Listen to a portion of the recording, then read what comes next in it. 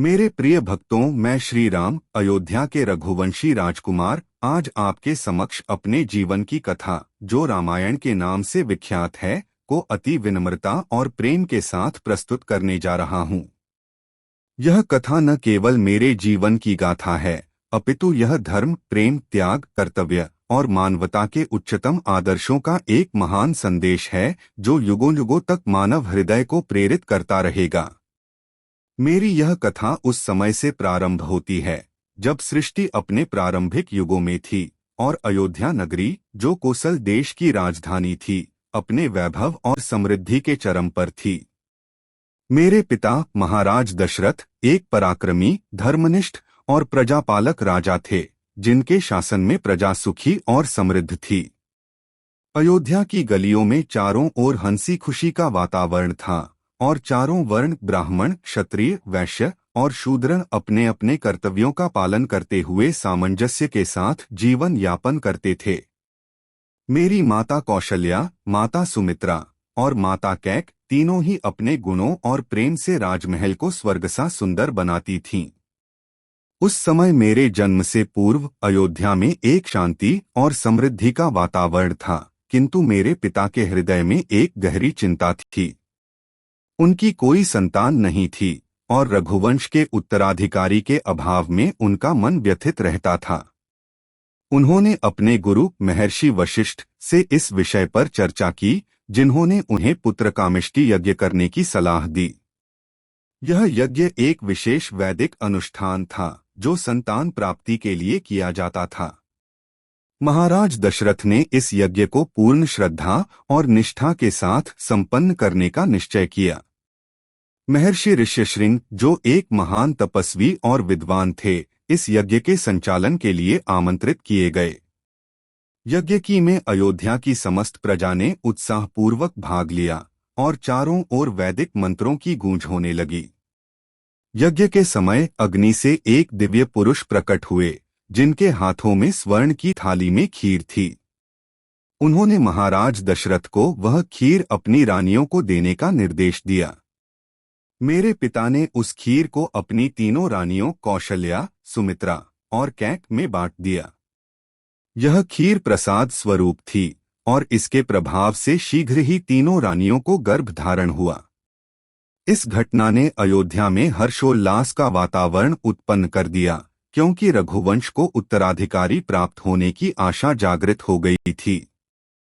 कुछ समय पश्चात माता कौशल्या ने मुझे, श्री राम को, माता कैक ने भ्राता भरत को और माता सुमित्रा ने भ्राता लक्ष्मण और शत्रुघ्न को जन्म दिया।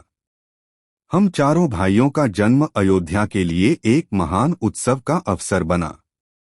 मेरे जन्म के समय नक्षत्रों की स्थिति अति शुभ थी और आकाश में देवताओं ने पुष्पवर्षा की। अयोध्या की प्रजा ने उत्सव मनाया और चारों ओर मंगल गीत गाए गए। मेरे बचपन के दिन अयोध्या के राजमहल में अत्यंत सुख और प्रेम के साथ बीते।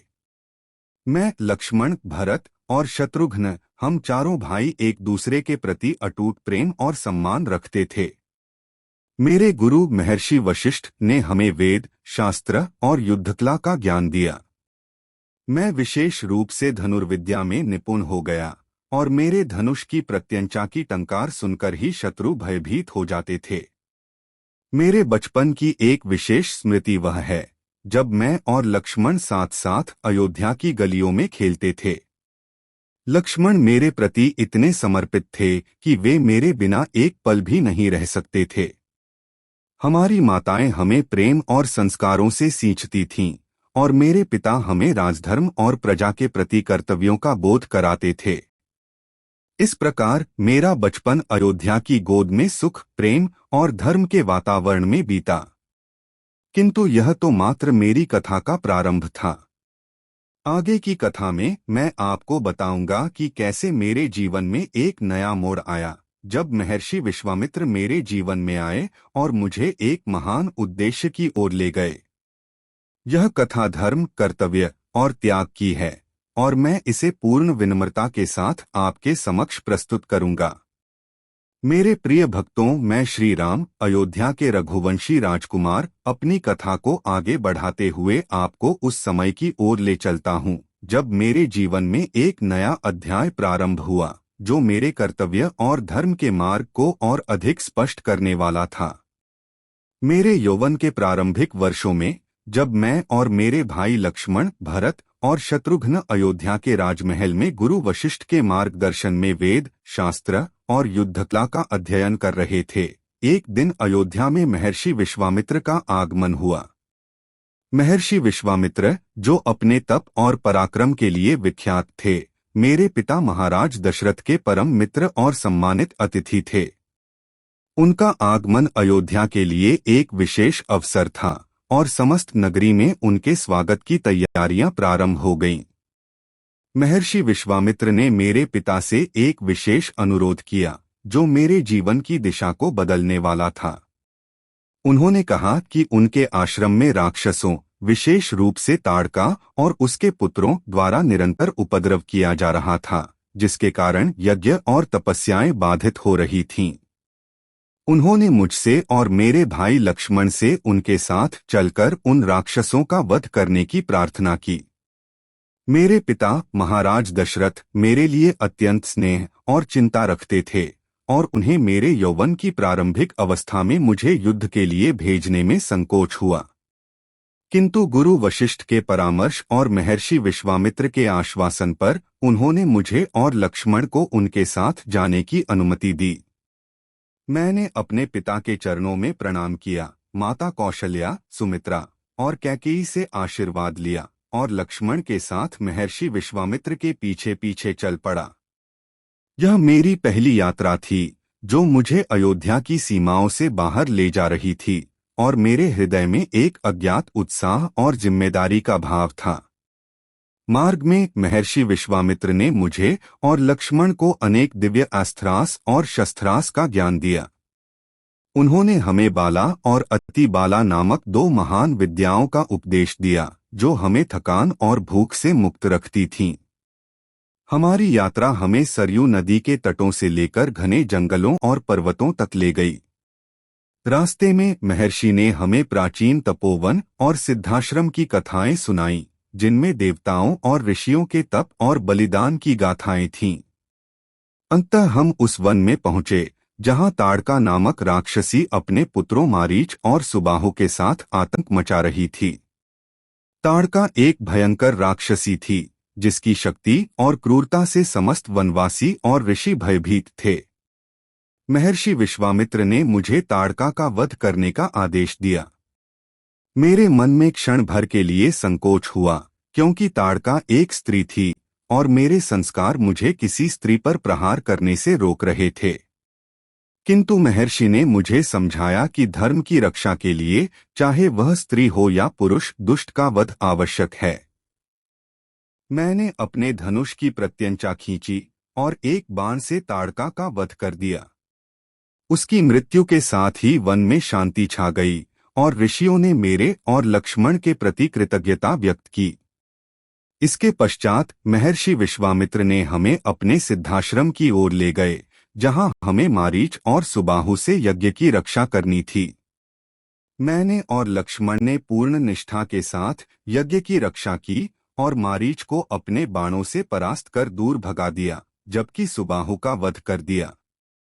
इस कार्य से महर्षि विश्वामित्र अत्यंत प्रसन्न हुए और उन्होंने मुझे और लक्ष्मण को आशीर्वाद दिया।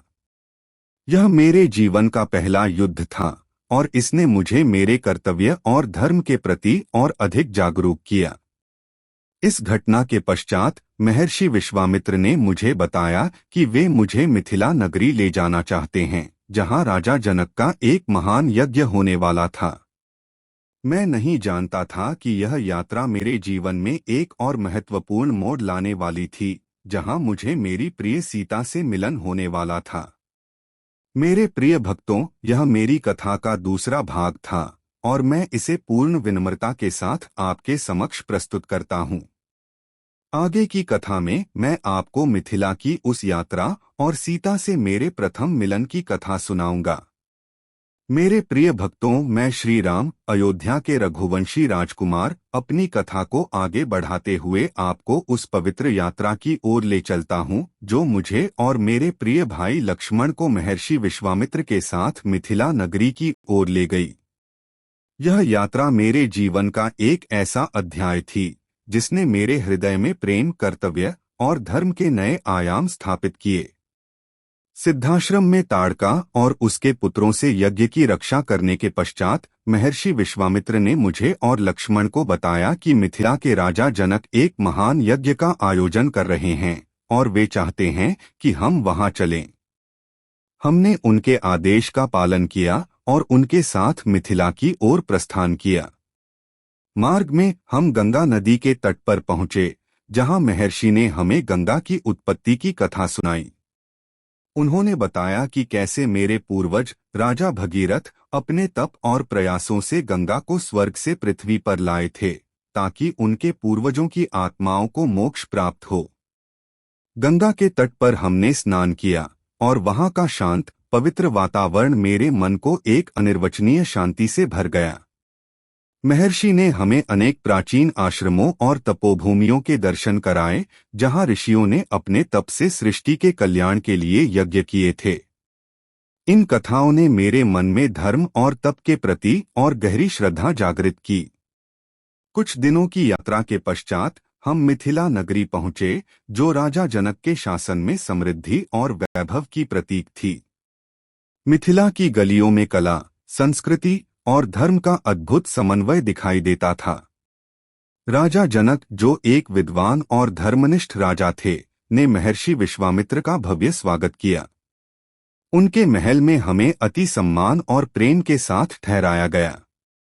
वहां पहुंचने पर महर्षि ने हमें बताया कि राजा जनक के पास एक प्राचीन और दिव्य धनुष है, जो भगवान शिव का धनुष था। इस धनुष को कोई साधारण मनुष्य उठा भी नहीं सकता था और राजा जनक ने संकल्प लिया था कि जो भी इस धनुष की प्रत्यंचा चढ़ाएगा, उसी से उनकी पुत्री सीता का विवाह होगा। सीता, जिन्हें जनकनंदिनी के नाम से भी जाना जाता था, मिथिला की राजकुमारी थीं, जिनकी सुंदरता, गुण और धर्मनिष्ठा की चर्चा दूर दूर तक फैली थी। मुझे यह सुनकर एक अजीब सी उत्सुकता हुई, किंतु मैंने अपने मन को शांत रखा, क्योंकि मेरा उद्देश्य केवल महर्षि के आदेशों का पालन करना था। अगले दिन राजा जनक ने एक विशाल सभा का आयोजन किया, जिसमें अनेक राजा, राजकुमार और योद्धा उपस्थित थे, जो शिव धनुष को उठाने का प्रयास करने आए थे। सभा में चारों ओर उत्साह और प्रत्याशा का वातावरण था। एक-एक करके कई पराक्रमी राजकुमारों ने धनुष को उठाने का प्रयास किया, किंतु कोई भी उस भारी धनुष को हिला भी नहीं सका। अंत में महर्षि विश्वामित्र ने मुझे आगे बढ़ने का संकेत दिया। मैंने उनके चरणों में प्रणाम किया और पूर्ण विनम्रता के साथ उस धनुष के समक्ष खड़ा हुआ। मेरे मन में कोई अभिमान नहीं था, केवल अपने गुरु के प्रति श्रद्धा और धर्म के प्रति निष्ठा थी। मैंने प्रभु शिव का स्मरण किया और धनुष को उठाने का प्रयास किया। जैसे ही मैंने धनुष को स्पर्श किया, वह मेरे हाथों में हल्का प्रतीत हुआ। मैंने उसे सहजता से उठाया और उसकी प्रत्यंचा चढ़ाई। जैसे ही मैंने प्रत्यंचा खींची, धनुष एक तेज ध्वनि के साथ टूट गया। सभा में सन्नाटा छा गया और फिर चारों ओर हर्षोल्लास की ध्वनि गूंज उठी। राजा जनक, उनकी रानी सुनयना और समस्त सभा मेरे इस कार्य से आश्चर्यचकित और प्रसन्न थी। उस क्षण मैंने पहली बार सीता को देखा, जो सभा में उपस्थित थीं। उनकी आंखों में एक अनुपम शांति और प्रेम था और मेरे हृदय में एक अज्ञात भाव जागृत हुआ। राजा जनक ने उसी क्षण घोषणा की कि मेरा विवाह उनकी पुत्री सीता के साथ होगा। इस समाचार ने मिथिला और अयोध्या दोनों में हर्ष की लहर दौड़ा दी। मेरे पिता महाराज दशरथ को यह समाचार भेजा गया और वे अपने परिवार और अयोध्या की प्रजा के साथ मिथिला पधारे। मेरे और सीता के विवाह का आयोजन अत्यंत भव्य और वैदिक रीति से हुआ। उसी समारोह में मेरे भाइयों लक्ष्मण, भरत और शत्रुघ्न का विवाह भी सीता की बहनों और चचेरी बहनों उर्मिला, मांडवी और श्रुतकीर्ति के साथ संपन्न हुआ। यह विवाह समारोह मिथिला और अयोध्या के बीच एक अटूट बंधन का प्रतीक बना। मेरे प्रिय भक्तों, यह मेरी कथा का तीसरा भाग था, जिसमें मैंने आपको मिथिला की यात्रा और सीता के साथ मेरे विवाह की कथा सुनाई। यह मेरे जीवन का एक ऐसा क्षण था जिसने मेरे हृदय को प्रेम और कर्तव्य के नए रंगों से रंग दिया।